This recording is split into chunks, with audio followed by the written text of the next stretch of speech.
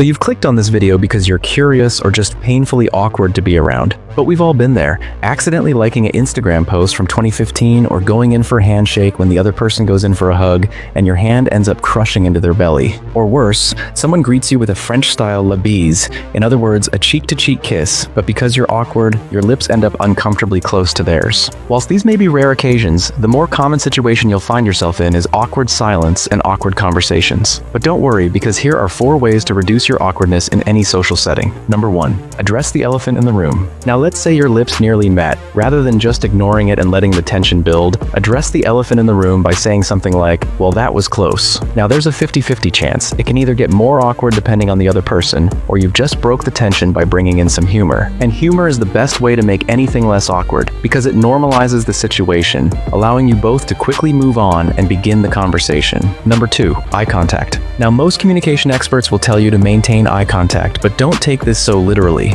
If you continually maintain eye contact throughout the entire conversation, then things will get uncomfortable pretty quickly. Instead, aim for the 80-20 rule. Maintain eye contact 80% of the time and let your eyes wander for 20%. But don't overthink this and keep it natural. And you may have to adjust the 80-20 depending on the situation, but doing either an extreme will almost certainly make things a bit awkward. Number 3. Hands. Most of our communication is nonverbal, so try not to over or underdo your hand movements. Waving your hands around whilst talking, or keeping them glued to your side, will not only be distracting, but also make you look like you're speaking to a human being for the first time. Instead, let them guide important points in the conversation. This way you'll come across a bit more human, and your points will land more effectively. A useful tip, if you find yourself in a party or an awkward networking event, is to simply hold a glass in your hand. This way you don't have to worry about what to do with your hands. However, don't walk around all night with an empty glass, as that might look a bit weird. Number 4. Expressions. If you have a PhD in awkwardness, you'll find a way to make the situation uncomfortable, even by just listening. For this, try not to profusely nod your head at every point, or have 0 facial expressions, making it seem like you rather watch paint dry than listen to this person. Instead, an occasional nod and smile will do the trick. So next time you find yourself in an awkward situation, address the elephant in the room, aim for the 80-20 rule, don't let your hands distract the conversation, and avoid any facial leakage. But more importantly, just be yourself, because the only person who will remember your awkward moments is you.